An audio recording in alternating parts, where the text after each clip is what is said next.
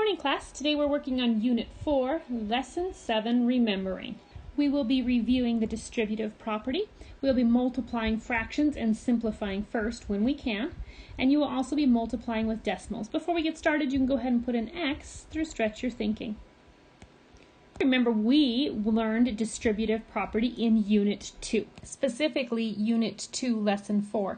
And when we talk about distributive property, it's asking us here to use the distributive property to rewrite each problem so it has only two factors. And you can see that in number 1, we have 7 times 200 plus 7 times 800. And you can see that with the distributive property, we're multiplying both of these by 7. And so what you're going to do with the distributive property, it just means that you can take 7 and you can multiply that by your 200 plus 800 to get an answer.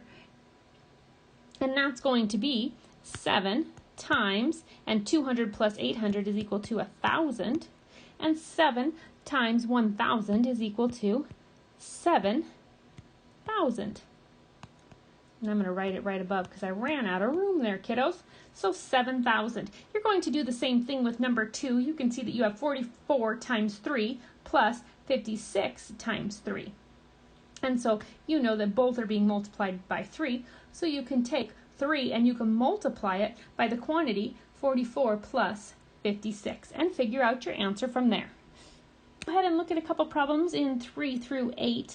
We have, for number 3, we have 5/8, and we're multiplying that by 6/7. It says simplify if you can, and in this one you can simplify because 2 is a factor of both 8 and 6. So 2 can go into 6 3 times, and 2 can go into 8 4 times. Now we have 5 times 3, which is equal to 15, and 4 times 7, which is equal to 28. So your answer is going to be 15 over 28.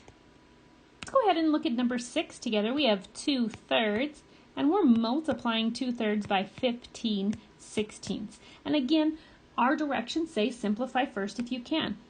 Well, I know that 2 is a factor of 16, so 2 can go into 2 one time, 2 can go into 16 8 times. I can also cross simplify the other way because 3 is a factor of 15.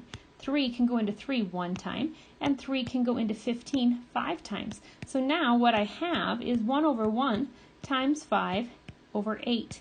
And so 1 times 5 is 5, 1 times 8 is 8, and so my answer for number 6 is going to be 5/8.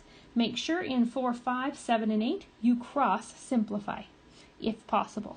We're doing more practice in 9 through 14, multiplying with decimals. We'll go ahead and do one together as a review. Number 9, we have 0.7 or 7/10, and we're multiplying that by 6. 7 is equal to 42. Put down my 2, carry my 4. 6 times 0 is 0, plus 4 is 4. Now I need to go up to my original problem and count how many numbers are after the decimal, and we have 1. So I'm going to take my decimal and I'm going to shift it one place to the left. And my answer is going to be 4.2. We'll go ahead and look at number 10 together as well. We have 0.02 or 2/100, and we're multiplying that by 60. I'm going to go ahead and just hang my 0 right away on my 60. 6 times 2 is equal to 12. Put down your 2, carry your 1. 6 times 0 is equal to 0 plus 1 is equal to 1. And 6 times 0 is 0. Now I need to go back to my original problem and see how many numbers are to the right of the decimal. I have 2 numbers to the right of the decimal. So I'm going to shift, put down my decimal at the end of my problem and shift it 2 places to the left. And my answer is going to be 1.20 or 1.2 and 2/10. All right, kiddos, you can go ahead and complete the rest of the page on your own. When you have finished, take a picture of your work, attach it to your assignment, upload, and turn it in on Teams. Thank you.